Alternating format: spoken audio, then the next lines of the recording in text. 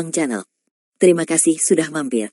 Mari kita lanjutkan novel SSK, bagian 1981. Selamat mendengarkan. Dengan trik ini, tidak ada seorang pun yang bisa mengalahkannya selain para suci-suci. Sinar cahaya keluar dari area terlarang di sekte warna-warni dan mencapai puncak gua es dalam sekejap. Di saat yang sama, gua es juga meledak. Setelah itu, muncul sesosok tubuh di udara, menghadapi cahaya yang keluar dari area terlarang sekte warna-warni. Cahaya itu kemudian berubah menjadi seorang wanita tua. Itu adalah Eira, salah satu dari 4 tetua terkemuka dari sekte warna-warni. Sosok yang bergegas keluar dari gua es secara alami adalah tiruan David. Seorang wanita tua dan seorang pria muda berdiri berhadapan. Eira menatap pemuda di depannya. Dia tampak sedikit familiar dan dia merasa seolah-olah dia pernah melihatnya di suatu tempat sebelumnya, tetapi dia tidak bisa ingat. Saat Nek membuat masalah di sekte warna-warni, dia melirik ke arah David ketika dia muncul untuk menekan Nek. Namun saat itu, David hanyalah seekor semut yang baru saja memasuki keabadian, jadi Eira tidak menganggapnya serius sama sekali. Sedemikian rupa sehingga dia tidak dapat mengingat David sama sekali sekarang. Siapa kamu dan apa yang kamu lakukan di Gua Es Iridescent Sekte? Jika Anda tidak memberi saya penjelasan yang masuk akal hari ini, Anda tidak akan bisa untuk pergi, bentak Eira. Dia bisa merasakan bahwa pemuda di depannya sangat kuat, jadi dia tidak segera bertindak. Sebaliknya, dia hanya ingin mengetahui kebenaran masalah tersebut. Kamu tidak perlu khawatir tentang siapa aku. Tidak bisakah aku nongkrong di sini saja? Klon David menjawab dengan santai. Selama percakapan keduanya, Nova tiba dengan sekelompok inti senior dari sekte warna-warni. Ketika dia melihat David berhadapan dengan penatua terkemuka Eira, dia merasa sedikit grogi. Nova, apakah kamu kenal orang ini? Eira menoleh untuk melihat Nova. Penatua yang bereputasi baik, saya tidak mengenalnya. Nova menggelengkan kepalanya dan menjawab. Sekarang dia hanya bisa mengatakan bahwa dia tidak mengenal David. Kalau tidak, tetua yang memiliki reputasi baik pasti akan mengungkap semuanya. Bahkan jika para tetua yang memiliki reputasi baik mengetahui hal ini di masa depan, dia akan mengetahuinya cara untuk membenarkannya. Bagaimanapun, dia adalah seorang pemuda yang baru saja memasuki alam abadi, dan yang lainnya adalah pembangkit tenaga listrik yang bisa membuat para tetua yang memiliki reputasi baik menjadi takut. Siapa sangka mereka adalah orang yang sama? Bagaimana dengan yang lain? Apakah ada yang mengenalnya? Eira bertanya lagi. Semua senior inti dari sekte warna-warni di belakang Nova secara kolektif melihat klon David lalu menjawab dengan lantang, penatua yang bereputasi baik, kami tidak mengenalnya. Setelah mendengar jawaban semua orang, Eira kembali menoleh ke arah David. Jika kamu tidak mengatakan yang sebenarnya sekarang, jangan salahkan aku karena tidak kenal ampun padamu. Saya hanya ingin merasakan kekuatan dari sesepuh sekte warna-warni yang memiliki reputasi baik. Jangan salahkan saya karena tidak mengingatkan Anda sebelumnya jika saya memutuskan untuk beraksi di sini dan hancurkan sekte warna-warnimu. Klon David sombong, dan dia sama sekali tidak takut pada Eira. Tentu saja, dia tidak akan bersikap baik kepada orang yang mengurung Celeste di dalam gua es besar. Dia tidak segera mengambil tindakan karena takut mempengaruhi orang lain di sekte warna-warni. Bagaimanapun, Celia dan yang lainnya masih di sekte. Boom! Guncangan hebat terus berlanjut. Eira melirik ke arah gua es dan merasakan getaran yang datang dari dalam. Tiba-tiba dia merasa ngeri, dan dia sepertinya mengingat sesuatu jauh di lubuk hatinya gua es. Dia tidak bisa membiarkan siapapun mencuri harta karun itu. Kalau tidak, bagaimana dia akan menjelaskan hal ini kepada saudara perempuannya di masa depan? Sambil membungkuk, Eira bergegas ke gua es untuk melihat apa yang terjadi di dalam. Dia ingin tahu apakah seseorang mencuri harta karun itu. Namun, tiruan David tidak lemah. Bagaimana dia membiarkan hal itu terjadi? Saat Eira hendak pergi, klon tersebut juga bergerak dan berhenti di depan Eira, mencegahnya untuk maju. Boom! Keduanya bertabrakan satu sama lain. Kedua belah pihak mundur secara terpisah, dan tidak ada yang bisa melakukan apapun terhadap lainnya. Hei, Nyonya tua, apa yang kamu lakukan? Apakah kamu tidak akan berkelahi? Mengapa kamu pergi sebelum pertarungan dimulai? Canda klon David. Kebuntuan klon tersebut membuat Eira semakin yakin bahwa ada sesuatu terjadi kesalahan di gua es. Dia langsung berteriak cemas. Marin, Ursa, Giada, cepat keluar. Masih bersama si Binuang Channel. Mari kita lanjutkan novel SSK, bagian 1982. Seseorang mencoba mencuri Ice Soul Excalibur. Setelah dia mengatakan itu, ada respon instan di area terlarang. Siapa yang berani datang ke sekte warna-warni saya untuk mencuri harta kami? Tidak masalah siapa kamu tidak akan bisa melarikan diri hari ini. Kemudian, 3 sosok muncul dan langsung menuju ke gua es.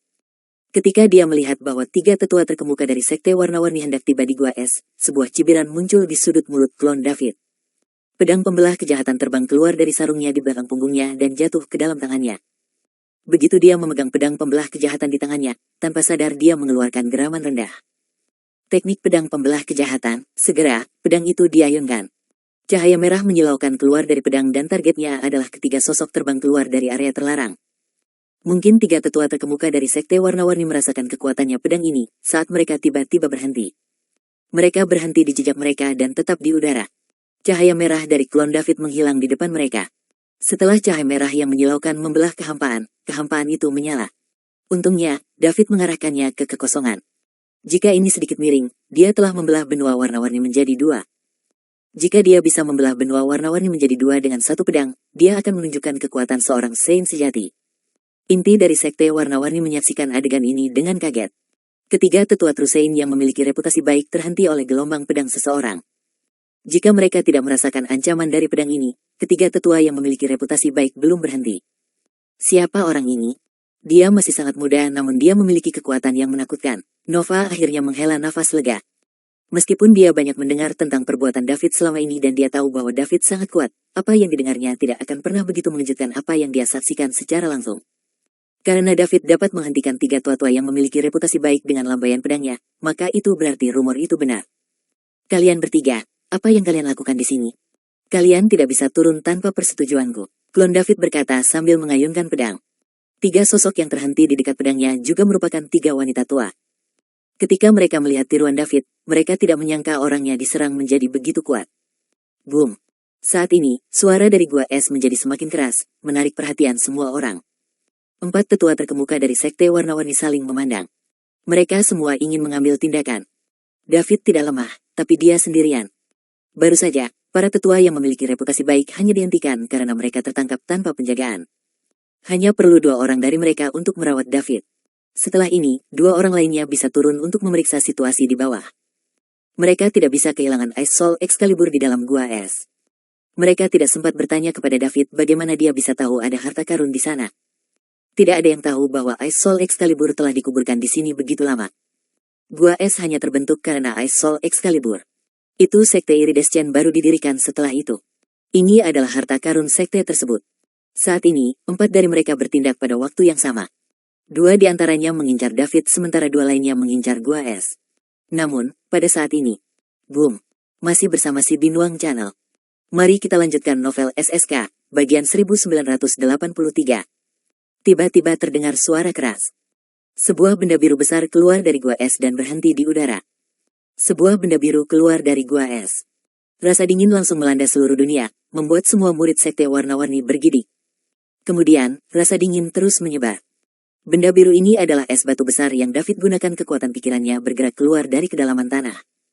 Di dalam es batu ada harta karun yang menciptakan ribuan mil es, dengan udara yang sangat dingin juga keluar dari sana. Selain itu, dua orang sedang berdiri di atas balok es biru yang besar. David dan Celeste. Namun, saat ini David sedang mengenakan topeng berwarna perak. Pakaian yang dia kenakan juga berbeda dengan tiruannya. Setelah David memikirkannya, dia berpikir akan lebih baik jika dia tidak membeberkan keterampilan cloning. Meskipun dia tidak takut pada siapapun di Star Kingdom, dia membutuhkan seorang suci tuan suci, kan? Apa yang akan terjadi pada tuannya jika dia memperlihatkan keahliannya? Kejutan yang tiba-tiba ini mengganggu tindakan keempat tetua terkemuka Sekte Warna-Warni. Mereka semua berhenti dan melihat balok es biru besar di udara dan kedua orang-orang di atasnya. Mereka berempat tahu betul apa yang tersembunyi di dalam es batu biru itu. Itu adalah Ice Soul Excalibur, salah satu harta karun dari Sekte Warna-Warni. Itu juga sesuatu yang tidak boleh dicuri oleh orang luar karena memang tidak demikian hanya harta karun. Dari dua orang yang berada di atas es, salah satunya memakai masker, jadi bisa tidak melihat wajahnya dengan jelas dan tidak tahu siapa orang itu. Adapun wanita lainnya, siapapun yang merupakan murid dari Sekte Warna-Warni mengenalnya.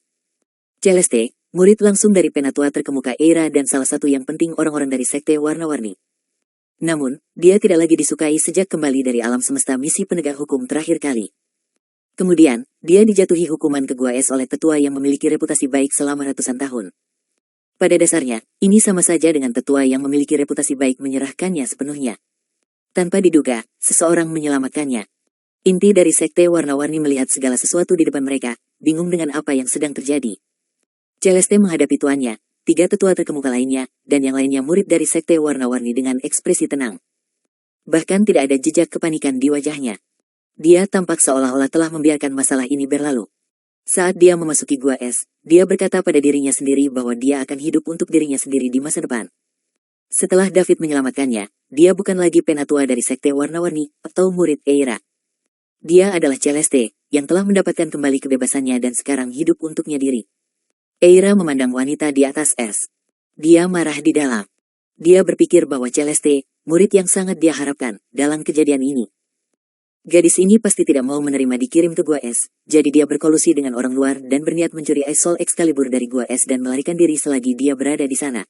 Namun, apa yang Eira tidak dapat pahami adalah bagaimana gadis ini mengetahui harta karun di gua es. Tidak mungkin berita tentang Ice Soul Excalibur bocor. Kecuali dia dan saudara perempuannya, bahkan kepala suku sebelumnya dan saat ini pun tidak tahu tentang itu. Terlebih lagi, bagaimana muridnya bertemu dengan dua pembangkit tenaga listrik ini? Masih bersama si Binuang Channel. Mari kita lanjutkan novel SSK, bagian 1984. Eira sadar, dia sama sekali tidak mengenal Celeste, apalagi pemuda dengan pedang. Mereka berdua baru saja bertengkar dan dia memutuskan bahwa pria itu ada di sana setidaknya seorang saint sejati tingkat pertengahan. Pria bertopeng juga tidak terlihat lemah. Dua tokoh dikdaya orang suci sejati tidak bisa dikerahkan dengan kekuatan apapun. Celeste, siapa mereka? Tanya Eira sambil menahan amarah di hatinya. Dia harus memastikan identitas keduanya sebelum dia bisa bereaksi. Akan baik-baik saja jika hanya mereka berdua. Bahkan jika mereka bergabung, mereka tetap tidak dapat mengambil jiwa es Excalibur. Namun, jika mereka mendapat bantuan, hasilnya tidak pasti. Kekacauan akan pecah di kerajaan bintang dan Sekte Warna-Warni tidak akan mampu bertahan hidup. Yang terpenting, tugas keempat saudari itu belum selesai. Sejak berdirinya Sekte Warna-Warni, ia sering mengirimkannya murid-murid luar biasa menikah hanya untuk menjaga hubungan baik dengan kekuatan utama kerajaan bintang dan tidak menjadi sasaran kekuatan yang kuat. Dengan begitu, mereka punya waktu untuk menyelesaikan tugasnya secara diam-diam. Hari ini adalah pertama kalinya seorang suci sejati datang untuk membuat masalah di dalam Sekte Warna-Warni. Oleh karena itu, Eira dan adik-adiknya harus memperhatikannya dengan baik. Tuan, ini terakhir kalinya aku memanggilmu seperti itu. Mulai hari ini dan seterusnya, aku tidak akan memanggilmu seperti itu lagi menjadi muridmu. Aku juga tidak akan menjadi tetua dari Sekte Warna-Warni. Saya hanya seorang wanita bebas, kata Celeste dengan tenang. Begitu dia mengatakan itu, semua senior dari Sekte Warna-Warni, kecuali Nova kaget. Apakah Elder Red akan mengkhianati sekte ini? Ini bukan masalah kecil, tapi setelah itu, mereka mengerti. Akan sulit bagi siapapun untuk menerima dikirim untuk tinggal di gua es 100 tahun oleh guru mereka yang paling dihormati. Intinya sampai saat ini, semua orang masih belum mengetahui apa kesalahan Elder Merah. Hanya Nova yang tidak terkejut sama sekali. Dia tahu bahwa begitu David menyelamatkan Penatua Red, dia tidak akan tinggal di dalam Sekte Warna-Warni lagi. Apa katamu? Ulangi itu, tanya Eira sambil menatap Celeste dengan tatapan dingin lihat matanya. Ku bilang, mulai hari ini, aku bukan lagi muridmu, ataupun tua Sekte Warna-Warni, ulang Celeste. Apakah kamu mencoba mengkhianati sektemu? Tahukah kamu bahwa tanpa aku, kamu akan sudah tidak ada lagi sejak lama? Semua yang Anda miliki dianugerahkan oleh saya. Sekarang kamu memberitahuku bahwa kamu ingin meninggalkan Sekte Warna-Warni. Eira melihat merah. Aku tidak ingin pergi sejauh ini, tapi karena tubuhku sudah rusak, kamu tidak mau lagi anggap aku muridmu, kan? Dan saya tidak melakukan kesalahan apapun dalam hal ini dengan Nek. Hanya karena dia adalah orang suci, kamu menyalahkan segalanya padaku dan membuangku ke gua es. Saat saya memasuki gua es, saya sudah memutuskan bahwa ketika aku keluar, aku akan hidup untuk diriku sendiri. Suara Celeste tenang dan monoton. Kamu memberontak, Eira mengumpat dengan marah. Dengan kekuatan dan statusnya, dia bisa mengkhianati orang lain, tapi orang lain tidak bisa mengkhianatinya. Tak hanya itu, ada juga rahasia yang tersembunyi di hati Eira. Dia sebenarnya tidak menyelamatkan Celeste. Ketika keempat saudari itu mendirikan Sekte Warna-Warni dan memutuskan untuk menerima wanita, mereka tidak berencana untuk mengembangkan kekuatan mereka. Sebaliknya, keputusan mereka dibuat agar lebih nyaman menyelesaikan tugas mereka secara diam-diam. Setelah itu, mereka mencari ke seluruh dunia untuk menemukan fisik yang mereka butuhkan. Saat Celeste ditemukan, dia masih bayi. Untuk mendapatkan dia dan menghindari masalah di masa depan, Eira dan saudara perempuannya membunuh semua anggota keluarga Celeste, hanya menyisakan Celeste. Tubuh yang memikat adalah mata rantai terakhir dalam misi mereka, dan mereka membutuhkan Celeste untuk masuk ke Saint Realm untuk mengerahkan efek terbesarnya. Itulah kenapa keempat kakak beradik itu sangat marah setelah mengetahui milik Celeste itu tubuh memikat rusak. Jika kemunculan Lorraine tidak menghidupkan kembali harapan mereka, akhir dari Celeste mungkin saja terjadi bahkan lebih buruk lagi. Masih bersama si Binuang Channel. Mari kita lanjutkan novel SSK, bagian 1985. Sekarang dia mendengar Celeste berkata bahwa dia ingin meninggalkan sekte Iridescent. Eira hanya punya satu pemikiran di benaknya. Dia ingin membunuh Celeste. Sekte warna-warni menetapkan aturan di awal pendiriannya menyatakan bahwa siapapun yang mengkhianati sekte tersebut akan dibunuh. Sebagai seorang penatua, Anda harus tahu ini. Eira bertanya dengan cemberut. Aku tahu, tapi terus kenapa? Jika aku punya pilihan, aku lebih baik mati daripada masuk ke dalam gua es dan menjadi mesin tanpa emosi, jawab Celeste. Oke, bagus sekali. Hebat. Karena kamu telah memutuskan untuk mengkhianati sekte ini, aku akan membunuh kamu hari ini. Jangan salahkan aku karena tidak memberimu kesempatan. Setelah Eira selesai berbicara, David menjawab. Dia mencibir dan berkata, Hei, perempuan tua, jika kamu ingin membunuh Celeste, kamu harus tanyakan padaku apakah aku setuju. Kamu, Eira memandang tiruan David dengan jijik. Lawannya mungkin adalah orang suci sejati yang berada pada tahap pertengahan atau akhir. Dia sangat kuat, tapi dia tidak bisa menghentikan para suster membunuh Celeste. Bahkan para suster tidak ingat sudah berapa lama mereka bersama. Seharusnya itu terjadi setidaknya 1.000.000 tahun yang lalu.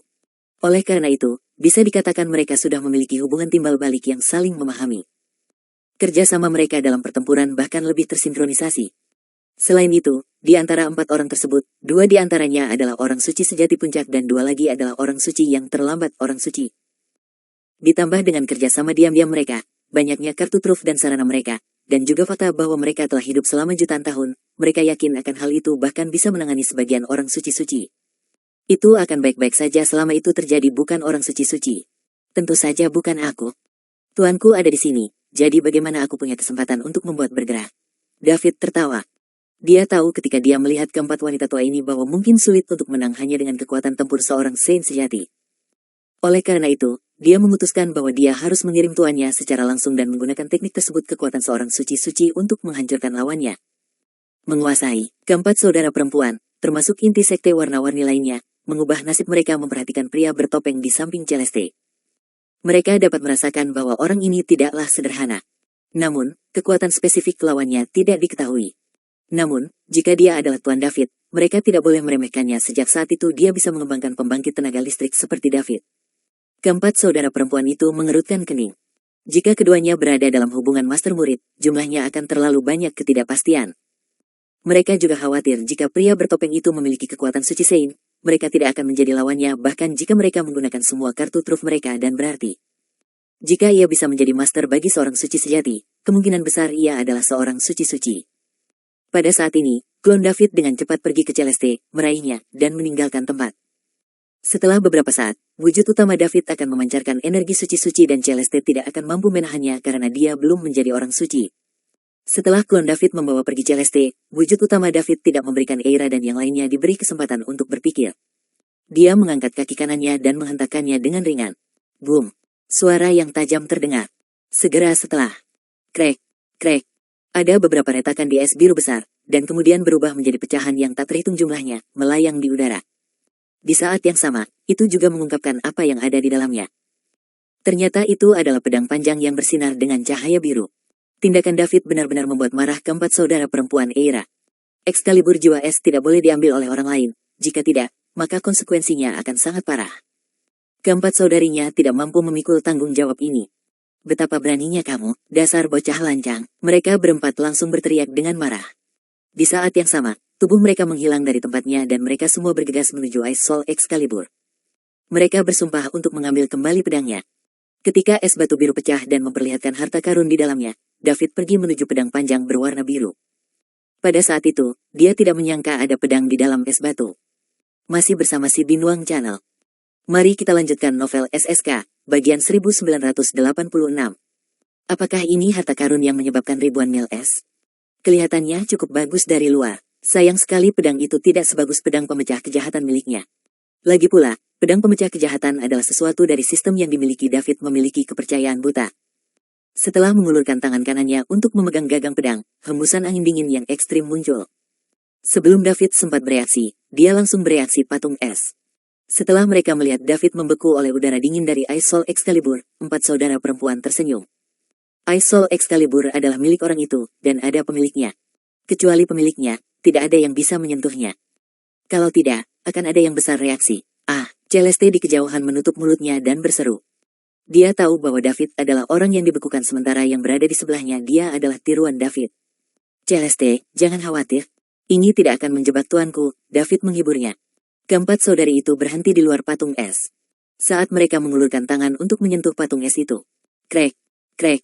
Kemudian, boom. Energi agung muncul dari patung es.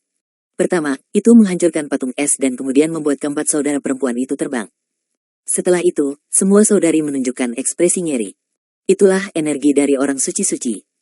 Pria bertopeng itu adalah orang suci-suci. Mereka tidak punya waktu untuk berpikir sebelum segera menggunakan kartu truf mereka melawan kekuatan yang tak terhentikan ini. Klon David sudah disiapkan, jadi dia berdiri di depan Celeste, melindunginya dari energi yang dilepaskan oleh bentuk utama. Meskipun Nova dan inti sekte warna-warni lainnya terpisah dari jarak yang sangat jauh, mereka masih sangat terpengaruh. Untungnya, mereka tahu sejak awal bahwa kekuatan kedua belah pihak dalam pertempuran ini telah mencapai True Saint rank terlambat atau bahkan lebih tinggi. Oleh karena itu, mereka berdiri begitu jauh. Meski begitu, keagungan energi seorang suci-suci masih membuat mereka terpengaruh. David bahkan tidak mengincar mereka secara langsung. Dia hanya mengincar Eira dan saudara perempuannya. Kalau tidak, bahkan pada jarak yang begitu jauh, energi dari orang suci tetap ada bukanlah sesuatu yang bisa dilawan oleh Sovereign Rancor. Para senior dari sekte warna-warni menenangkan diri. Semua orang memandang pria bertopeng di kejauhan dengan ngeri. Dia terlalu kuat.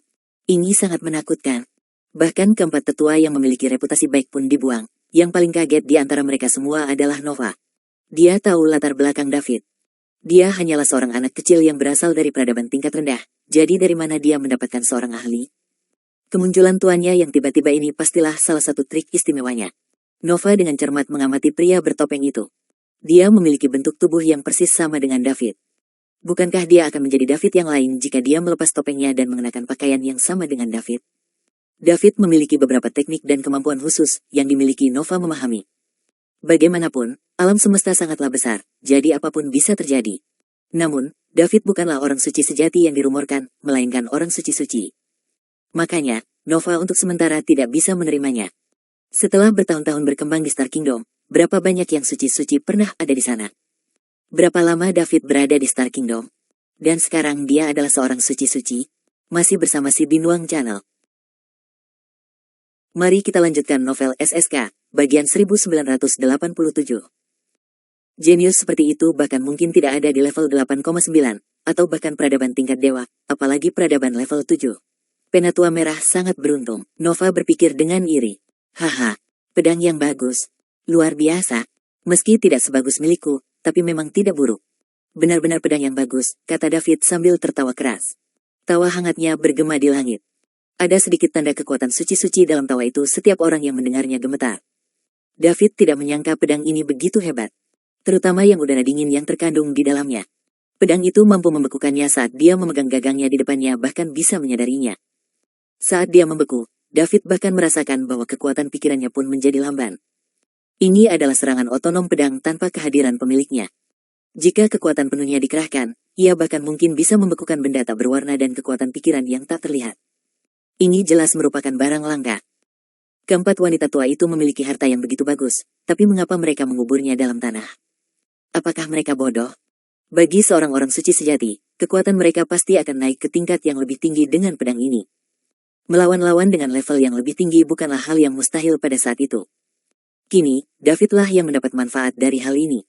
Akankah dia mengembalikan harta ini sekarang setelah harta itu jatuh ke tangannya? Tentu saja tidak, David berpikir dalam diam sambil memegang pedang. Pedang ini akan menjadi miliknya mulai sekarang dan tidak ada yang bisa mengambil dari dia. Keempat saudara perempuan itu nyaris tidak bisa menahan ledakan energi David dan mereka semua melihat babak belur. Seorang suci-suci memang menakutkan. Hanya ledakan energi kecil yang dapat membuat dua orang suci sejati dan para orang suci tertinggi menjadi dua orang suci sejati yang terlambat tidak berdaya untuk melawan. Mereka hanya bisa menggunakan kartu asnya untuk menyelamatkan diri. Ekspresi tidak menyenangkan terlihat di wajah mereka saat ini. Mereka mengira pria bertopeng itu adalah orang suci, tapi mereka tidak boleh kalah. Excalibur jiwa es, mereka harus mengambilnya kembali, jika tidak, mereka tidak akan bisa menjelaskannya sendiri. Siapa kamu? Saya percaya bahwa sejak berdirinya Sekte Warna-Warni, kami tidak pernah menyinggung kekuatan apapun. Tidak hanya itu, kami juga sering mengirim keluarkan murid untuk menikah dan menjaga hubungan baik dengan semua kekuatan besar di Kerajaan Bintang. Anda termasuk dalam kekuatan yang mana? Kita bahkan mungkin mendapatkan yang hubungan baik. Marin, yang tertua dari 4 tetua yang memiliki reputasi baik, berdiri dan berkata, lawannya memiliki kekuatan seorang suci-suci, jadi masalah hari ini tidak bisa diselesaikan dengan kekerasan. Oleh karena itu, mereka hanya dapat mendekatinya dari sudut lain untuk melihat apakah mereka bisa membujuk pihak lain untuk mengembalikan Ice Soul Excalibur. David tidak menjawab. Dia dengan hati-hati mengamati pedang di tangannya. Klon David di depan Celeste melangkah maju dan berkata, kamu menyinggung perasaanku dengan membuang Celeste ke dalam gua es. Bahkan jika dia melakukan kesalahan, kamu perempuan tua tidak bisa menghukumnya, apalagi jika itu benar-benar hanya sebuah kesalahan. Sementara Celeste di belakangnya kaget, dia juga senang dan terharu. Kekuatan David telah mencapai peringkat suci-suci yang melampaui dirinya. Namun, itu juga membuatnya melepaskan kekhawatirannya yang terakhir. Tidak heran dia berani menjelajah ke sekte warna-warni sendirian untuk menyelamatkannya. Ternyata dia sudah melakukan semua persiapan. Aku bertanya-tanya bagaimana anak ini berkultivasi dan apa yang dia lalui. Hanya dalam beberapa bulan, dia telah mencapai impian banyak orang, masih bersama si Binuang Channel. Mari kita lanjutkan novel SSK, bagian 1988. Adegan saat keduanya bertemu untuk pertama kalinya saat itu masih terlihat jelas di pikiran Celeste. Hal itu terjadi saat mereka pertama kali bertemu. Kemudian, tubuhnya yang memikat rusak. Saat itu, dia bahkan ingin membunuh David. Selanjutnya, segalanya melampaui imajinasi Celeste. Ini terus berulang hanya agar dia bisa mengendalikan tubuhnya yang memikat. Setiap kali hal itu terjadi, Celeste dapat merasakan kekuatan pikirannya meningkat pesat. Dari penolakan awal hingga melepaskan diri secara perlahan, menerima, dan akhirnya bahkan secara bertahap menikmati seluruh prosesnya, pengaktifan tubuhnya yang memikat memperlambat kecepatan kultivasi Celeste, tapi itu juga memungkinkannya menemukan jalan untuk dengan cepat meningkatkan kekuatan pikirannya. Mungkin karena David menjadi lebih kuat, tapi kekuatan pikirannya tiba-tiba meningkat pesat di gua es tadi. Celeste yakin dia pasti akan mencapai Saint Realm. Tidak lama lagi dia bisa melewati rintangan ini dengan bantuan David. 4 tetua terkemuka dari sekte warna-warni memperhatikan cara David berbicara dengan Celeste. Dia benar-benar memanggil nama Celeste. Apakah dia tidak setua Celeste? Ini tidak mungkin, kan? Apakah ada orang suci sejati muda seperti itu? Temanku, Celeste memang melanggar aturan sekte, jadi itu sebabnya aku mengirimnya ke gua es.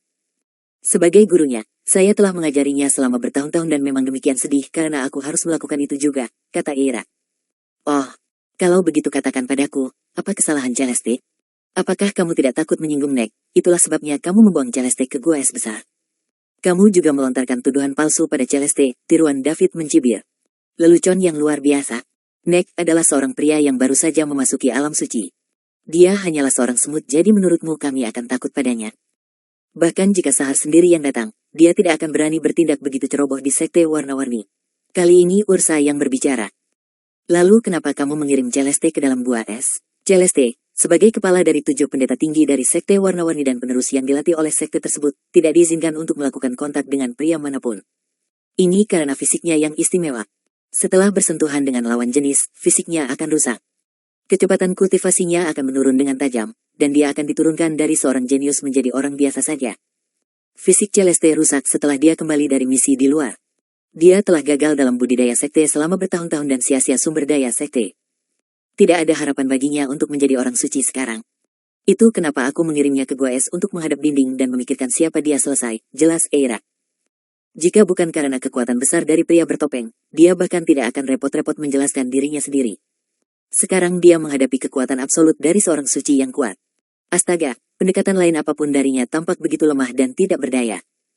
Oleh karena itu, dia hanya bisa menyerah terlebih dahulu dan mencoba mencari cara untuk menjaga Excalibur jiwa. Itu akan sepadan, berapapun harganya. Setelah tugas para suster selesai, mereka akan membalas dendam terhadap tuan dan murid.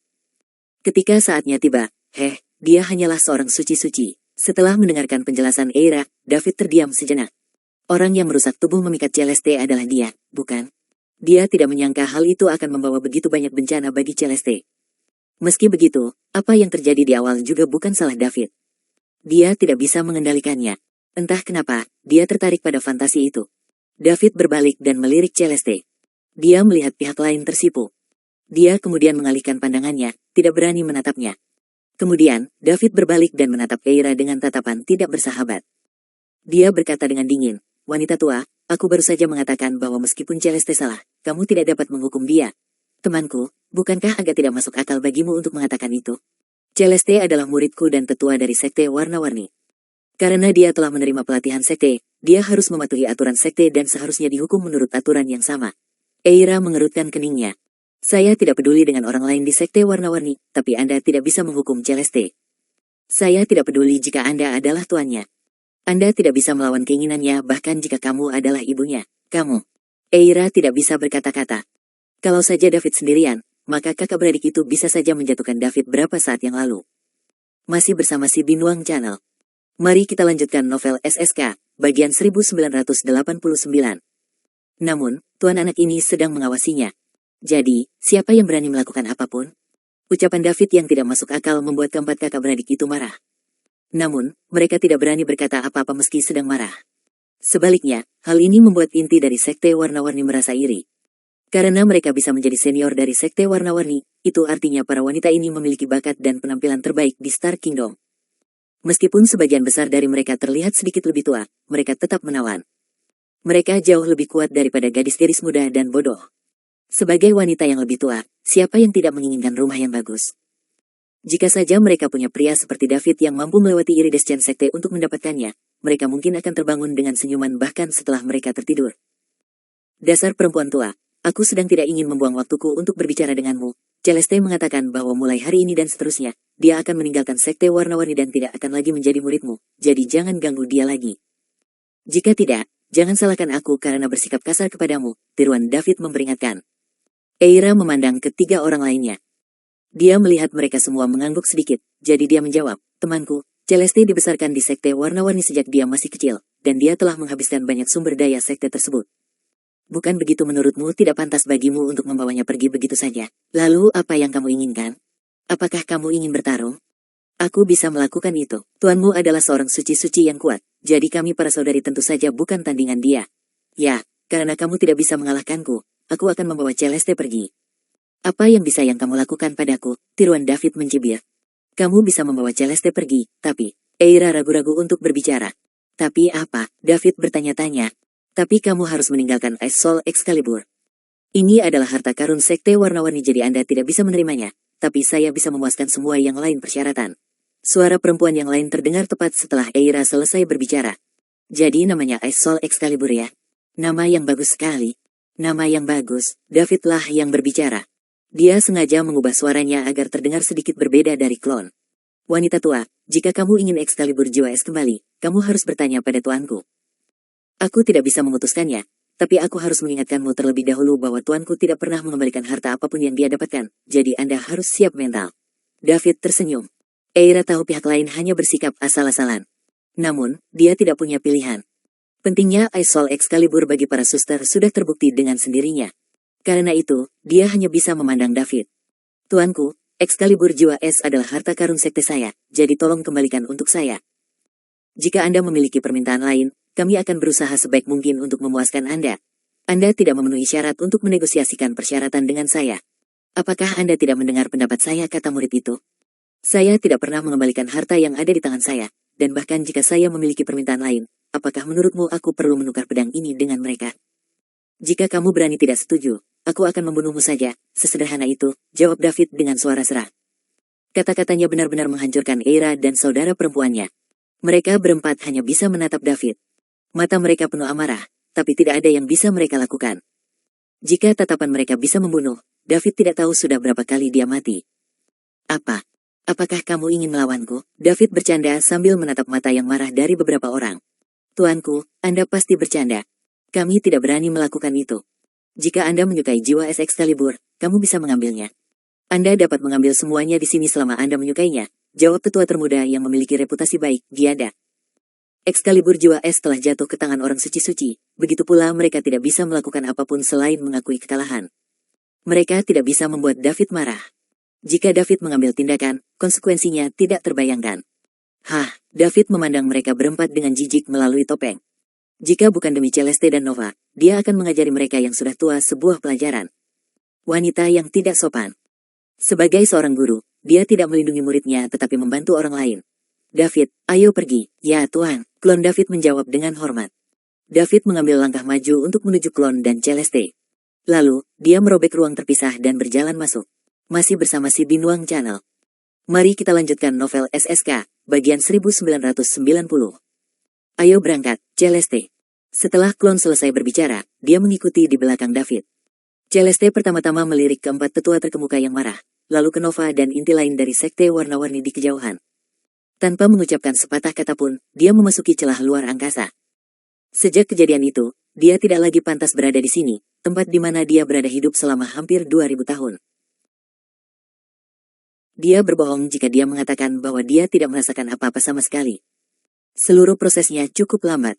Eira dan adik-adiknya hanya bisa menonton namun tidak berani menghentikannya. Padahal ada api yang berkobar di dalam hati mereka. Mereka takut pihak lain akan membunuh mereka jika dia merasa kesal. Kemarahan seorang suci-suci bukanlah sesuatu yang bisa mereka tanggung sekarang. Tidak peduli betapa pentingnya Ice Soul Excalibur, itu tidak begitu penting sebagai kehidupan mereka. Selama mereka masih hidup untuk menyelesaikan tugas tersebut, mereka masih memiliki kesempatan untuk kembali lagi.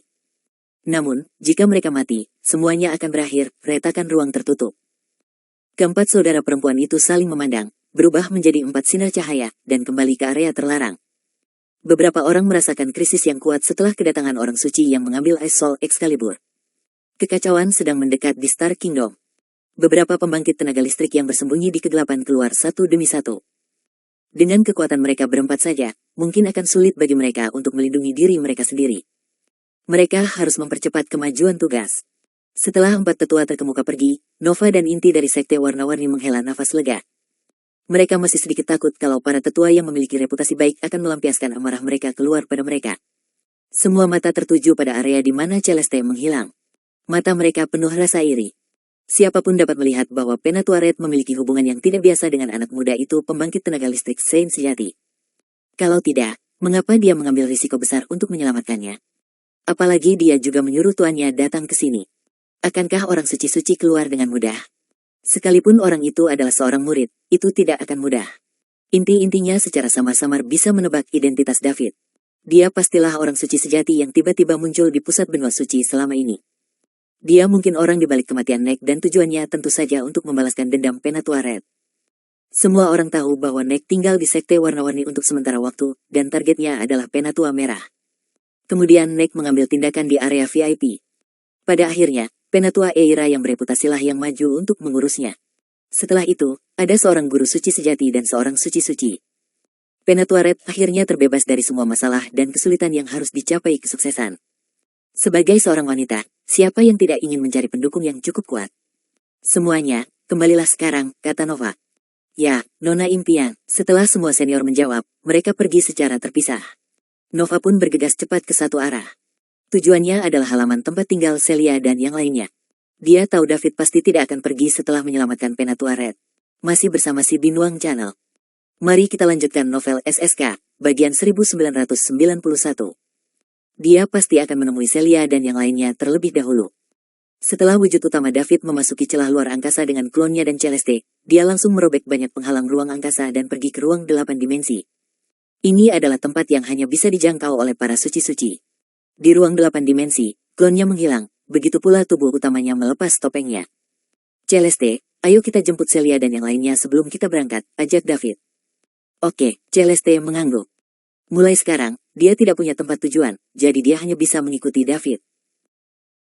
Kemanapun David pergi, dia akan mengikuti. Namun, ada satu hal lagi yang harus dilakukan Celeste. Itu untuk menyelesaikan masalah tubuhnya yang memikat.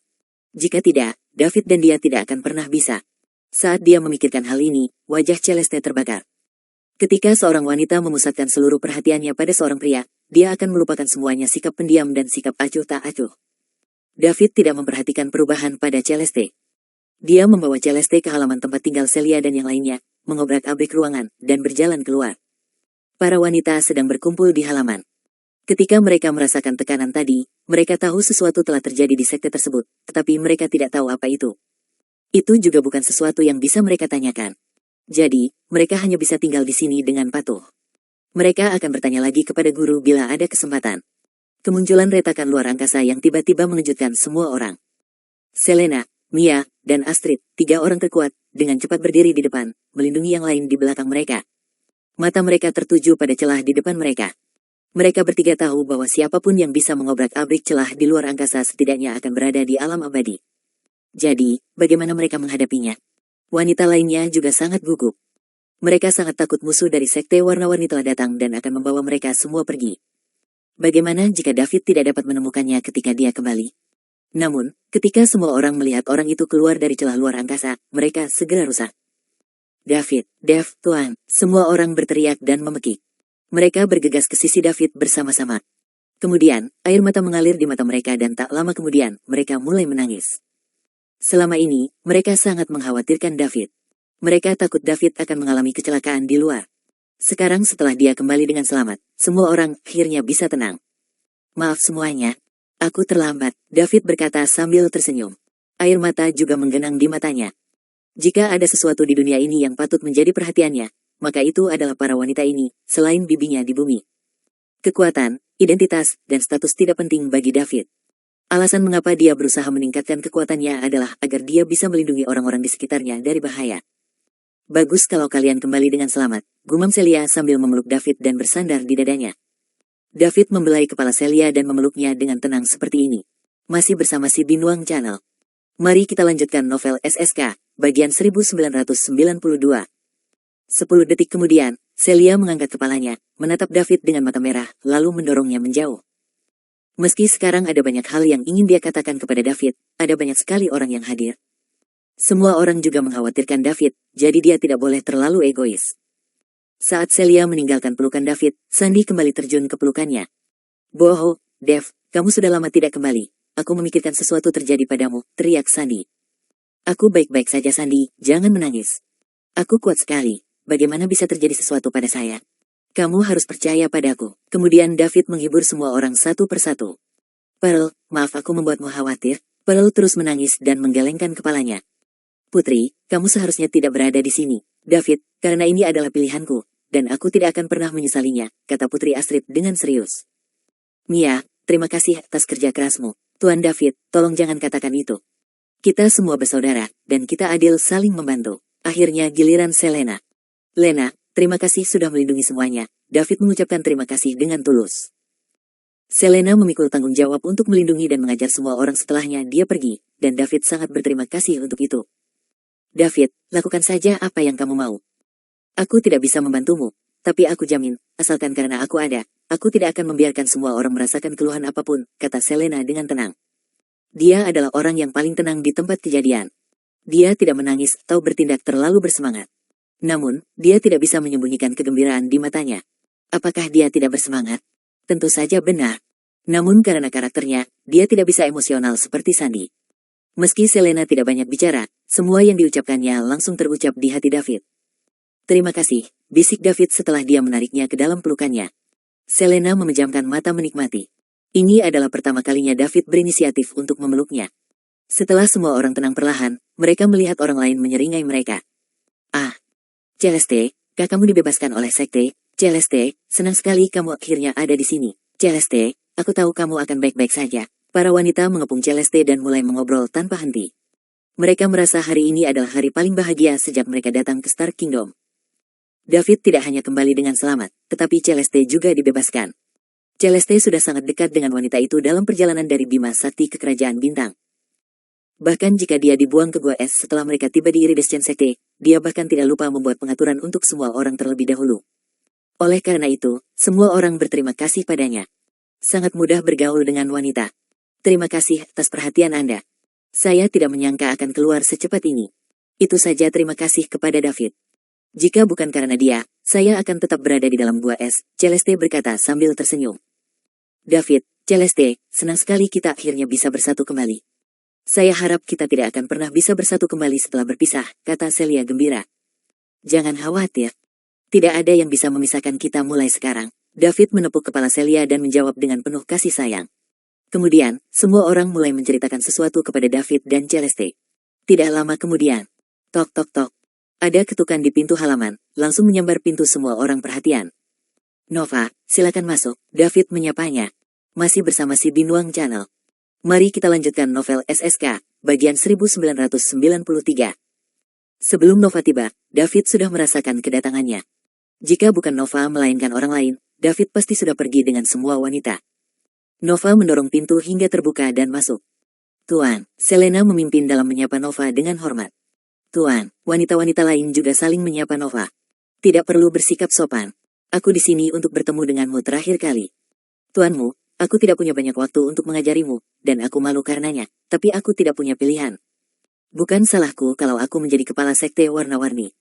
Saya diperlukan untuk mengordinasikan urusan seluruh sekte, jadi saya harap Anda tidak keberatan, Nova berkata dengan nada meminta maaf. Dia tahu David pasti akan datang ke sini untuk membawa pergi gadis-gadis ini. Oleh karena itu, dia datang dan mengucapkan selamat tinggal.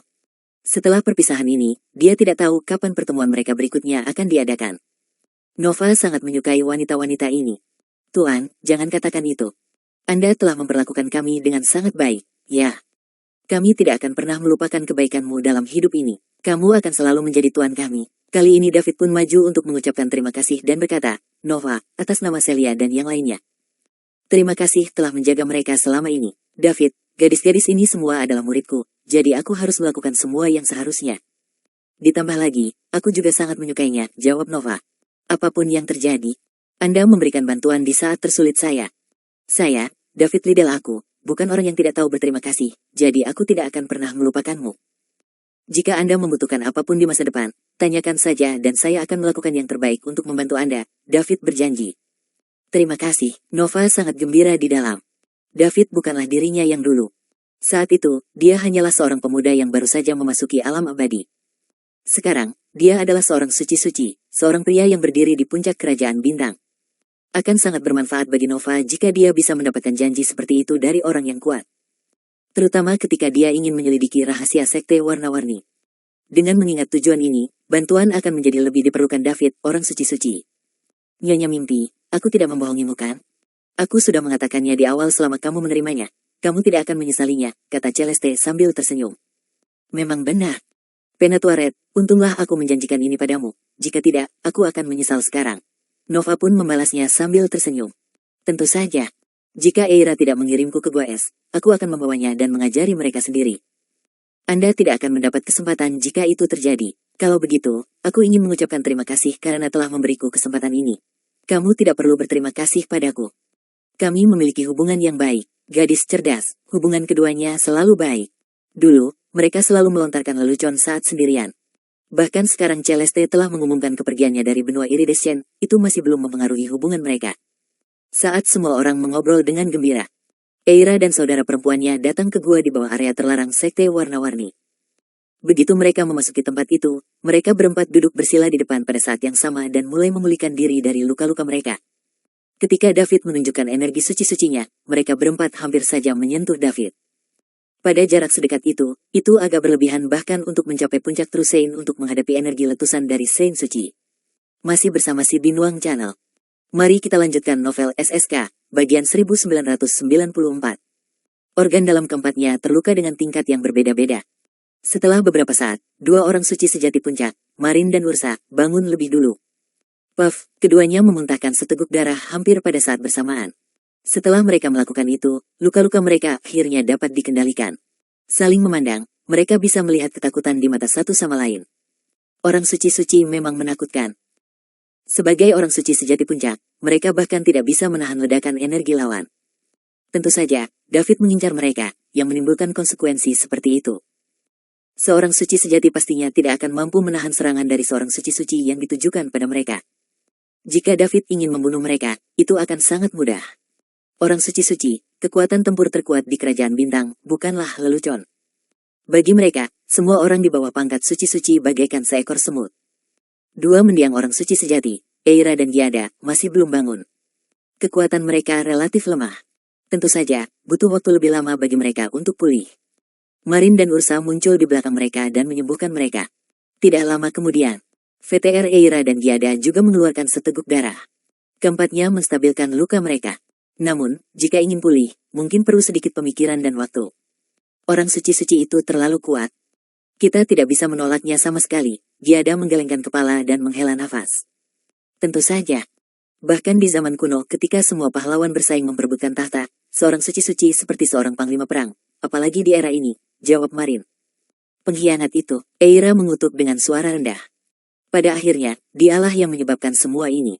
Jika dia tidak membuang Celeste ke dalam gua es, bagaimana dia bisa menarik orang suci-suci yang kuat? Sekarang, mereka bahkan telah kehilangan Ice Soul Excalibur. Eira masih tidak mengerti bagaimana Celeste bisa bertemu dengan orang suci sejati yang begitu mudah. Dia bahkan menarik perhatian orang suci yang bersembunyi di kegelapan. Eira, waktu itu aku memintamu untuk tidak melakukan itu pada Celeste, tapi kamu tidak mendengarkan. Meskipun Celeste melakukan kesalahan, dia telah menebusnya.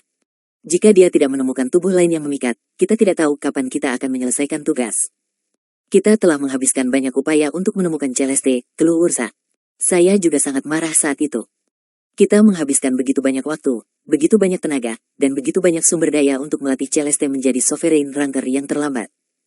Ketika dia akhirnya memiliki harapan untuk menjadi seorang suci-suci, tubuhnya yang memikat rusak pada langkah terakhir. Sekarang kita harus mulai dari awal lagi, Eira membalas. Tapi itu bukan salah Celeste. Celeste jelas masih perawan, tidak masalah apakah dia sehat atau tidak. Yang penting tubuhnya sehat rusak. Dia menyia-nyiakan waktu kita, oke. Ursa, Eira, berhenti berdebat. Kita harus mendiskusikan apa yang harus kita lakukan selanjutnya. Giada berhenti. Ketiganya memandang kakak perempuan tertua, Marin. Bagaimana menurutmu? Marin bertanya. Mari kita pertaruhkan segalanya. Sekalipun kita harus menggunakan teknik terlarang, kita tidak bisa ragu-ragu. Kita harus membantu Lorraine menerobos Saint Realm secepatnya mungkin, jawab mereka bertiga bersamaan. Mereka berempat telah bersama selama jutaan tahun, sehingga mereka bisa mencapai konsensus dengan mudah. Mereka pada dasarnya dapat mencapai konsensus mengenai masalah penting tersebut. Karena kalian semua berpikir seperti ini, tentu saja aku tidak akan keberatan. Situasi saat ini adalah memang tidak optimis. Sekarang, pertama-tama kita harus pulih dari cedera kita. Lagi pula, melakukan teknik terlarang akan sangat merugikan kita. Masih bersama si Binuang Channel. Mari kita lanjutkan novel SSK, bagian 1995. Setelah kita sembuh, kita akan menggunakan teknik terlarang untuk meningkatkan kekuatan Lori, kata Marin. Ya, Marin, David mengajak Celeste dan para wanita untuk mengucapkan selamat tinggal pada Nova. Lalu, dia merobek memisahkan ruang dan pergi bersama mereka. Celia dan yang lainnya sama sekali tidak merasa segan untuk meninggalkan sekte tersebut. Dalam hati mereka, David adalah segalanya. Kemanapun David pergi, mereka akan bersedia mengikutinya. Mereka tidak akan takut meskipun mereka masuk neraka. Mereka paling khawatir kalau David akan pergi tanpa mereka. Setelah melihat ruang itu retak, hati Nova juga dipenuhi rasa iri merasa sedikit melankolis. Jika memungkinkan, dia juga tidak ingin menjadi ketua sekte yang hanya seorang wayang. Sayangnya, dia tidak seperti Celeste. Celeste dibawa kembali dan dibesarkan oleh penatua terkemuka Eira sejak dia masih kecil. Oleh karena itu, Celeste sendirian. Namun, satu-satunya hubungan yang kini dia tinggalkan dan bahkan coba lakukan penatua ingin bunuh dia. Tentu saja, dia bisa melepaskan segalanya dan memilih untuk pergi tanpa keraguan. Sebaliknya, Nova tidak bisa. Dia juga punya keluarga sendiri. Keluarga impian adalah keluarga besar di sekte warna-warni. Garis keturunan langsung dan jaminan seluruh keluarga terdiri dari ratusan ribuan orang, dan Nova mendukung mereka sendirian sebagai kepala sekte. Begitu dia berhenti menjadi kepala, keluarga impian juga akan sangat menderita. Paling-paling, dia tidak lagi dapat mengambil banyak sumber daya dari sekte warna-warni. Saat itu, dia juga akan dikutuk oleh seluruh keluarga. Siapapun yang hidup di dunia ini, tidak peduli apakah mereka kuat atau lemah, memiliki kebebasan untuk bertindak mandiri. Meski begitu, sangat sedikit orang yang benar-benar bebas melakukan apapun yang mereka inginkan. Bahkan para orang suci-suci yang berdiri di puncak pun sama, tidak demikian menyebut semut seperti dia. Nova menghela nafas. Lalu, dia berbalik dan pergi dengan cepat. Karena David berjanji akan datang membantunya menjelajahi rahasia di dalam daerah terlarang, dia pasti akan kembali ketika dia punya waktu luang. Jika David hanya memiliki kekuatan orang suci sejati, Nova akan sedikit khawatir. Namun, dia tidak perlu khawatir sekarang karena dia adalah orang suci. Tidak peduli berapa lama keempat tetua yang memiliki reputasi baik itu hidup dan berapa banyak kartu truf yang mereka miliki, mustahil bagi mereka untuk menghentikan David, orang suci-suci. Di hadapan kekuatan absolut, rencana dan trik tidak ada artinya. David membawa para wanita itu ke pusat benua suci, menemukan seorang kerabat daerah perdagangan kecil yang terpencil, dan menempatkan semua orang di sana. Dengan sebagian kekuatan pradewa, tidak ada seorang pun di Star Kingdom yang bisa mengawasinya dan mengikutinya tanpa ketahuan ketika dia memiliki kekuatan pikiran penuh memaksa. Oleh karena itu, sangat aman di sini. Setelah ini, David punya pekerjaan yang harus diselesaikan. Dia akan membantu keluarga Veloes menyelesaikan krisis hidup atau mati ini. Dia sudah berjanji pada keluarga Veloes, jadi tentu saja dia akan menepatinya. Selain itu, keluarga Veloes banyak membantunya. Tanpa keluarga Veloes, kekuatan David tidak akan meningkat dengan cepat. Karena semua alasan di atas, dia tidak sanggup menontonnya keluarga rekan-rekannya musnah. Kalau bukan karena takut Celia dan yang lainnya akan ketahuan oleh 4 wanita tua jika mereka tinggal di sekte warna-warni, David juga akan biarkan mereka sementara tinggal di sekte warna-warni. Dia hanya akan mengambilnya setelah dia selesai menyelesaikan masalah keluarga Veloes. Namun, setelah menyakiti ke 4 wanita tua itu, David tidak berani mempertahankan Celia dan yang lainnya di sana. Sekalipun kemungkinan mereka ditemukan sangat kecil, dia tidak berani bertaruh untuk itu.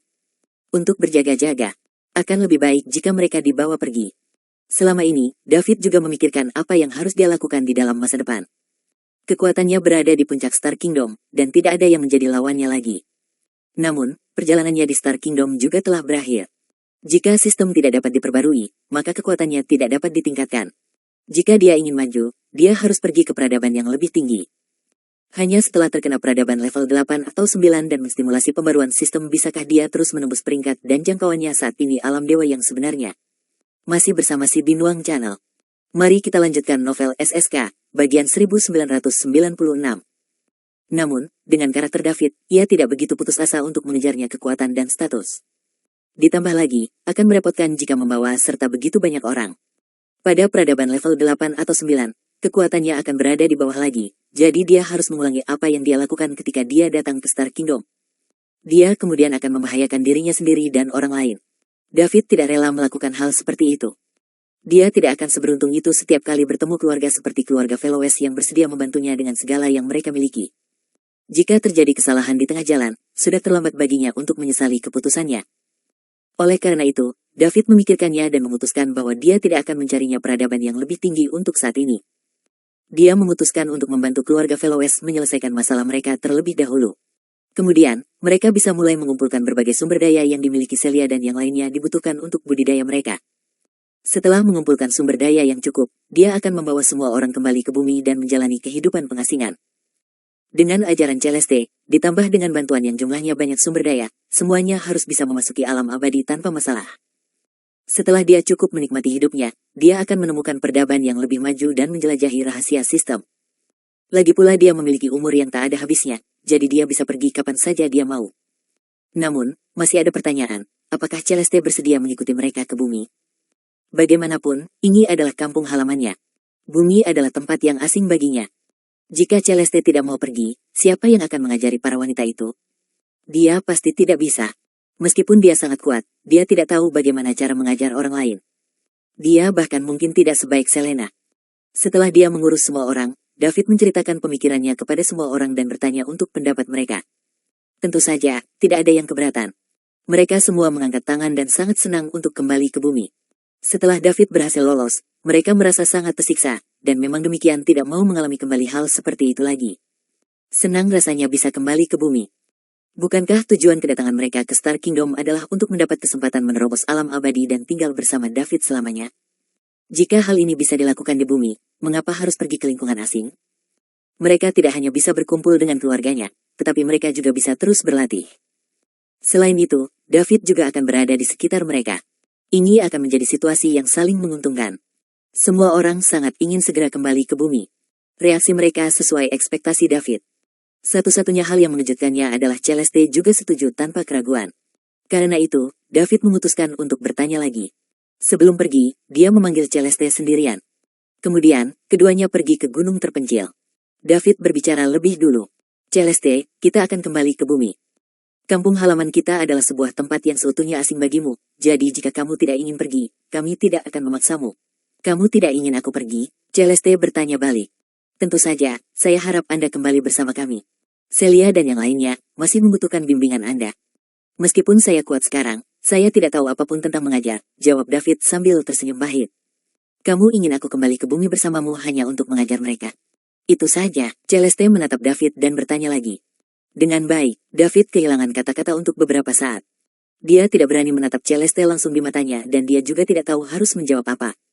Apa yang bisa dia katakan? Haruskah dia mengatakan bahwa dia ingin berkembang lebih jauh bersamanya? Dia belum menyelesaikan hubungannya yang berantakan dengan sekelompok wanita itu. Keduanya terdiam beberapa saat. Celeste tiba-tiba tersenyum dan berkata, David, sebenarnya aku tidak punya tempat tujuan. Aku dibawa kembali ke sekte warna-warni oleh guruku ketika aku masih kecil. Saya besar di sana dan peraturannya menyatakan bahwa kami tidak boleh menghubungi dunia luar, jadi orang-orang yang kukenal semuanya berasal dari dalam sekte. Sekarang itu saya telah meninggalkan sekte, tidak ada tempat bagi saya di kerajaan bintang yang luas. Pada akhirnya, nada suara Celeste sedikit menurun. Celeste, jika kamu tidak keberatan, bumi bisa menjadi kampung halamanmu di masa depan, David berseru. Masih bersama si Binuang Channel. Mari kita lanjutkan novel SSK, bagian 1997. Terima kasih, kediaman Velowes di pusat benua suci. Saat ini, seluruh keluarga Velowes sedang tegang. Seiring berjalannya waktu, semakin banyak pembangkit tenaga listrik berkumpul di sekitar keluarga Velowes.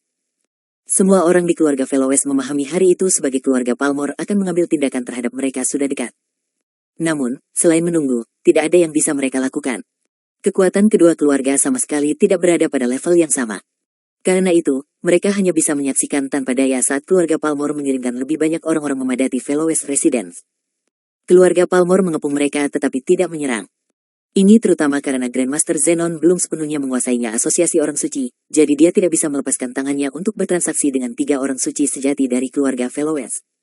Alasan kedua adalah mereka ingin menghancurkan kepercayaan dan melemahkan daya juang keluarga Velowes.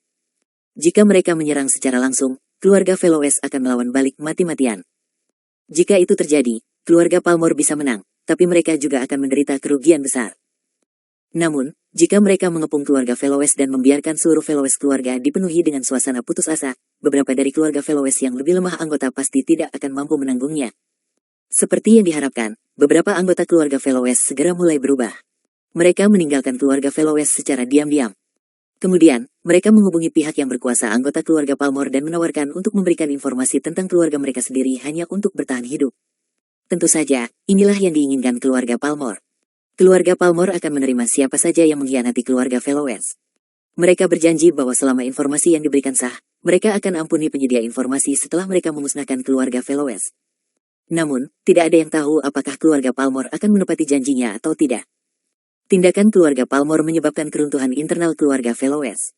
Segera, lebih dari 10% kekuatan keluarga Velowes hilang. Pada saat ini, keluarga Velowes kembali sadar dengan cepat menyerukan pertemuan.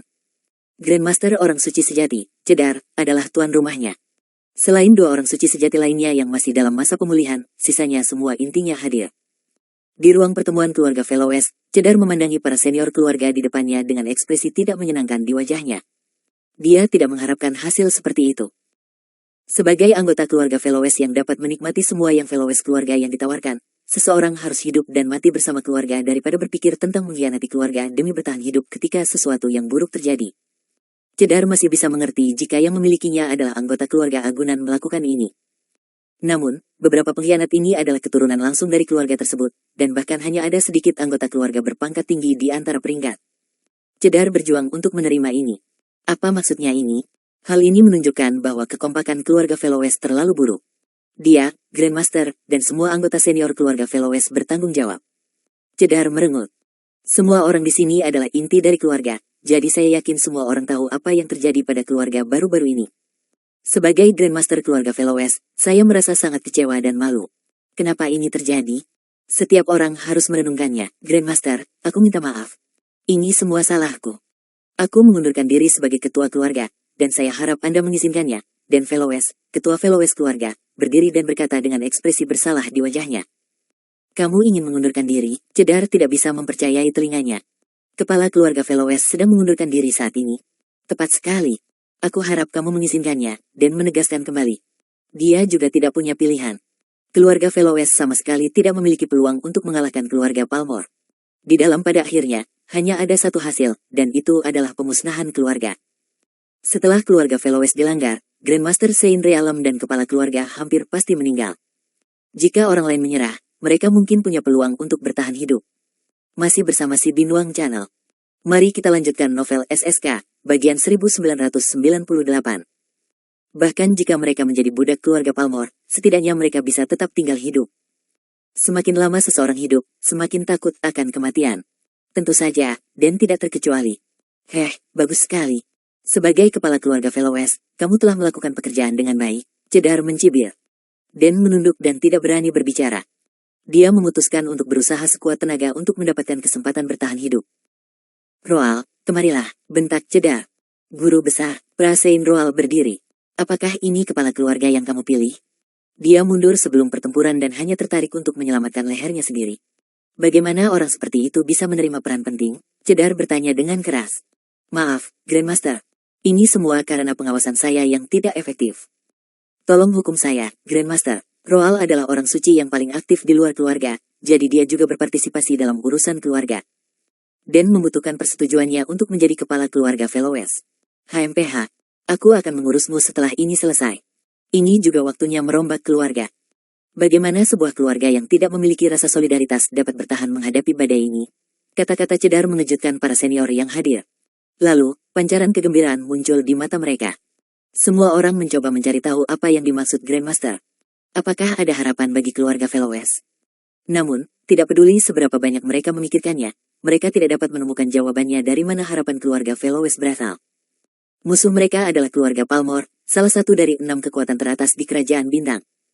Kini, pamor keluarga Palmor sudah melambung ke puncak setelah Zenon mengalahkan Sid dan menjadi ketua asosiasi orang suci. Tidak berlebihan jika menyebut mereka sebagai kekuatan tertinggi di Star Kingdom. Tidak peduli bagaimana orang melihatnya, keluarga Veloes ditakdirkan menghadapi hal seperti itu keluarga yang kuat. Semua orang memandang Cedar dengan keraguan di mata mereka. Mereka ingin bertanya kepada Grandmaster tentang hal ini. Namun, sebelum mereka sempat mengatakan apapun, Cedar melanjutkan, karena kamu mau untuk mengundurkan diri sebagai kepala keluarga, maka saya setuju. Mulai sekarang, itu posisi kepala keluarga Veloes untuk sementara akan dijabat oleh Valerio. Terima kasih telah mempercayai saya, Grandmaster. Saya pasti akan melakukan yang terbaik untuk memimpin keluarga menuju kejayaan. Valerio berdiri dan berjanji. Valerio sebenarnya tidak punya ambisi menjadi kepala keluarga Veloes. Namun, karena Grandmaster mengatakannya di depan banyak orang, dia tidak bisa menolak atau mempermalukan Grandmaster. Cedar mengangguk puas. Fai, walaupun kamu sudah menjadi kepala keluarga, kamu tetap harus mengambil merawat harta karun. Latih Alba sesegera mungkin, dan kapan dia bisa mandiri, serahkan treasure trove padanya. Dia punya alasan untuk melakukan ini. Meski Valerio bukanlah kepala keluarga Veloes, Cedar diam bersiap untuk menyerahkan harta karun kepada Alba. Pemilik treasure trove bukan hanya keluarga Veloes sekarang. David dan tuannya juga memiliki 45% saham di dalamnya. Alba dan David juga memiliki hubungan yang baik. Oleh karena itu, menyerahkan harta karun kepada manajemen Alba adalah hal yang paling penting, strategi paling aman. Ya, Guru Besar, Valerio menjawab dengan hormat. Terima kasih telah mempercayai saya. Saya pasti akan memenuhi harapan Anda. Alba juga berdiri dan menjawab dengan sedikit bersemangat. Dialog mereka bertiga membuat para senior merasa seperti keluarga Veloes mungkin punya kesempatan. Kalau tidak, bagaimana mereka bisa membicarakan hal ini ketika mereka sedang hampir mati? Dan sudah merasa menyesal saat itu. Dia merasa mungkin dia telah melakukan kesalahan. Jika keluarganya berhasil selamat dari hal ini, maka itu akan sangat canggung baginya. Saat para senior keluarga Veloes sedang mengadakan pertemuan, armada yang lengkap dengan cepat mendekati keluarga Veloes. Ada 2 kata besar yang terukir di setiap kapal. Penegakan hukum, masih bersama si Binuang Channel. Mari kita lanjutkan novel SSK, bagian 1999. Ternyata itu adalah tim penegak hukum Seine Association. Mereka adalah unit paling elit di Seine Association. Di dalam ruang pertemuan Veloes Residence. Grandmaster, apakah maksudmu masih ada harapan bagi keluarga Veloes kita? Akhirnya, salah satu anggota senior keluarga Veloes bertanya. Kecuali Valerio dan Alba, semua orang yang hadir segera menoleh dengan penuh harap. Hal ini berkaitan dengan kelangsungan hidup mereka, sehingga mereka harus memperhatikannya dengan baik. Grandmaster Cedar jelas sedang mengatur masa depan keluarga ketika dia mengatakan semua hal itu. Jika keluarga Veloes dimusnahkan, bagaimana masa depan mereka? Oleh karena itu, ini menunjukkan bahwa Grandmaster masih mempunyai rencana cadangan. Semua orang berharap keluarganya bisa lolos dari bencana ini, tapi bagaimanapun caranya semakin mereka memutar otak, mereka tidak tahu dari mana potongan harapan datang. Bagaimanapun juga, musuh adalah kekuatan nomor 1 di Star Kingdom. Apa? Menurutmu apakah kita pasti akan musnah dan tidak ada harapan lagi? Cedar bertanya dengan tenang. Grandmaster, bukannya kami ingin berpikir seperti ini, tapi musuh juga demikian kuat. Sebagai anggota keluarga Veloes, tentu kami berharap hal tersebut keluarga bisa bertahan dalam hal ini. Setelah banyak pertimbangan, kami tidak dapat memikirkan cara apapun keluarga Veloes untuk melawan keluarga Palmor. Benar. Grandmaster, Anda juga tidak bisa menyalahkan kami. Perbedaannya kekuatan antara musuh dan kita terlalu besar. Kami hanya bisa bersiap untuk terburuk dan temui nasib kami bersama keluarga. Grandmaster, jika Anda mempunyai rencana cadangan, tolong beritahu kami agar kami punya rencana cadangan siap secara mental. Mereka yang mengkhianati keluarga semuanya memilih jalan ini karena mereka merasa putus asa. Meski ada secercah harapan, saya yakin itu tidak akan melakukan tindakan seperti itu. Para senior dari keluarga Veloes yang hadir mengungkapkan pemikiran mereka satu demi satu. Oke, kamu tidak perlu membela para mengkhianat itu. Karena mereka memilih untuk mengkhianati keluarga pada saat yang paling kritis, mereka harus dihukum dengan kejahatan pengkhianatan. Kalau untuk rencana cadangan, tentu kami punya, tapi belum waktunya mempublikasikannya. Perlu Anda ketahui saja bahwa keluarga Veloes jauh dari sedang dimusnahkan. Sama saja meskipun musuhnya adalah keluarga Palmore, Cedar berkata dengan percaya diri. Melihat ekspresi percaya diri Cedar, para senior dari keluarga Veloes duduk di sana merasa sedikit lega. Tidak masalah apakah Grandmaster mengatakan yang sebenarnya atau hanya mencoba menenangkan semua orang, mereka masih melihat secercah harapan dalam keadaan paling putus asa. Jangan khawatir, Grandmaster. Kita semua akan hidup dan mati bersama keluarga Veloes, Valerio berkata dengan keras. Kami akan hidup dan mati bersama keluarga Veloes. Suara-suara lain pun mengikuti. Cedar mengangguk. Tujuan pertemuan ini tercapai. Sudah berapa lama dan 10% keluarga sudah mengkhianati keluarga dan berbalik ke musuh. Jika Cedar tidak berbuat apa-apa, tidak butuh waktu lama bagi keluarga Veloes akan runtuh dengan sendirinya. Keluarga Palmore bahkan tidak perlu apapun. Keluarga Palmore sangat apik. Mereka hanya mengepung tapi tidak menyerang. Mereka memulainya dengan membongkar kekuatan keluarga Veloes dari dalam. Kemudian, ketika mereka akhirnya mengambil tindakan, mereka bisa mengalahkan keluarga Veloes tanpa mengeluarkan keringat. Saat ini, boom. Pintu ruang pertemuan diketuk hingga terbuka. Seorang anggota keluarga Veloes tersandung ke ruang pertemuan sebelumnya terhuyung-huyung dan jatuh ke tanah sambil berteriak keras. Grandmaster, tuanku, kabar buruk. Apa yang terjadi? Berdiri dan beritahu kami, kata Cedar sambil mengerutkan kening. Anggota keluarga Veloes yang menerobos masuk tiba-tiba kesulitan untuk berdiri, dan melanjutkan dengan panik. Grandmaster, kabar buruk. Musuh dalam jumlah besar akan datang. Berapa banyak orang di sana? Cedar mengira keluarga Palmore lah yang meningkatkan tenaga mereka. Jumlah pastinya belum diketahui, karena yang terlihat hanya satu armada dengan cepat mendekati keluarga Veloes. Oke, begitu. Kamu harus pergi dulu. Ingatlah untuk mengetuk pintu lain kali kamu memasuki ruang rapat. Situasi ini spesial, jadi aku tidak akan menahanmu bertanggung jawab. Apakah kamu mengerti? Kata Cedar serius. Terlalu sulit untuk menerobos masuk dan mengganggu pertemuan senior keluarga Veloes bahkan tanpa mengetuk pintu. Apapun kejadiannya, hal ini tidak boleh dibiarkan. Tampaknya Cedar harus menata ulang keluarganya. Selama periode ini, keluarga Palmore sudah sering mengirimkan tambahan tenaga kerja, dan keluarga Veloes sudah terbiasa dengan hal itu. Masih bersama si Binuang Channel. Mari kita lanjutkan novel SSK, bagian 2000. Makanya, Cedar juga tidak ambil hati. Tak disangka, anggota keluarga Veloes yang mendobrak masuk kembali berkata, Grandmaster, kali ini bukan dari keluarga Palmore. Bukan dari keluarga Palmore? Siapa itu? Cedar agak bingung. Lalu dia bertanya, kalau begitu, siapa itu? Tim penegak hukum Asosiasi Sein. Apa? Mendengar namanya, seluruh inti keluarga Veloes yang hadir pun ikut terkejut. Termasuk Cedar, sang Grandmaster orang suci sejati. Tim penegak hukum Sein Association adalah elit dari keseluruhan asosiasi suci. Di antara mereka ada banyak pembangkit tenaga listrik. Bahkan ada beberapa orang suci. Mengapa mereka datang ke keluarga Veloes? Apakah Zenon, kepala asosiasi yang baru, mengirim mereka? Mungkin. Jadi, apakah itu berarti Zenon telah sepenuhnya mengambil kendali atas orang suci asosiasi? Kalau tidak, bagaimana dia bisa memimpin tim penegak hukum? Bagaimana dengan Sid, kepala sebelumnya? Kenapa dia tidak maju untuk menghentikannya? Dengan gengsinya di asosiasi, meskipun Zenon menjadi kepala, dia tidak akan mengizinkan Zenon akan mengambil kendali asosiasi dalam waktu sesingkat itu. Apakah Anda yakin itu tim penegak hukum Sein Association? Apakah Anda yakin kamu tidak salah? Tanya Cedar tenang. Faktanya, dia juga sangat gugup. Jika itu benar-benar tim penegak hukum asosiasi Sein, itu berarti keluarga Palmore akan segera mengambil tindakan. Namun, satu-satunya harapan keluarga Veloes, David, belum juga tiba. Saat ini, Cedar tidak berani menunjukkan rasa panik seperti orang lain. Begitu dia melakukannya, kepercayaan diri yang baru saja dia bangun untuk semua orang akan segera terwujud runtuh dalam sekejap. Sedikit kohesi yang akhirnya dibentuk oleh keluarga Veloes akan segera menghilang. Grandmaster, saya yakin itu adalah tim penegak hukum asosiasi Sein karena di setiap kapal ada kata hukum penegakan yang eksklusif untuk mereka. Pasukan lain tidak berani menggunakan gelar itu. Setelah mendapat jawaban tegas, semua orang yang hadir merasakan isi hati mereka tenggelamnya. Kedatangan tim penegak hukum Sein Association menandakan bahwa keluarga Palmore hendak mengambil tindakan. Grandmaster Suci Zenon dari keluarga Palmore mungkin termasuk di antara mereka. Apa yang harus kita lakukan? Lalu, semua orang mengalihkan perhatian mereka ke Cedar. Bukankah Grandmaster baru saja mengatakan bahwa masih ada cadangan? Setelah ditatap oleh intinya, Cedar hanya bisa gigit jari. Dia berdiri dan berkata, jangan terlalu khawatir. Lakukan saja urusanmu sendiri dan tinggalkan sisanya untuk saya. Keluarga Veloes pasti tidak akan gagal. Ya, guru besar, Fai dan Alba, kamu harus tetap di sini. Semua orang boleh pergi. Para senior dari keluarga Veloes meninggalkan ruang pertemuan satu demi satu dengan berat hati. Sulit untuk mengetahui apakah yang dikatakan Grandmaster itu benar atau tidak. Namun, mereka tidak punya pilihan selain mempercayainya sekarang. Tak lama kemudian, hanya tersisa 3 orang di ruangan itu. Alba, kamu juga mendengarnya. Tim penegak hukum Asosiasi Suci mendekat dengan cepat, sehingga keluarga Palmore akan segera menyerang kita. Anda harus hubungi David untuk mengetahui apa yang akan dia katakan, kata Cedar sambil menghela nafas. Dia tidak ingin mempertaruhkan nasib seluruh keluarga Veloes pada seorang pemuda yang baru saja dia temui. Ya, guru besar. Saya mengerti, saya akan segera menghubungi David. Alba juga sangat cemas. Dia yakin David pasti akan kembali. Tapi bagaimana kalau dia terlambat?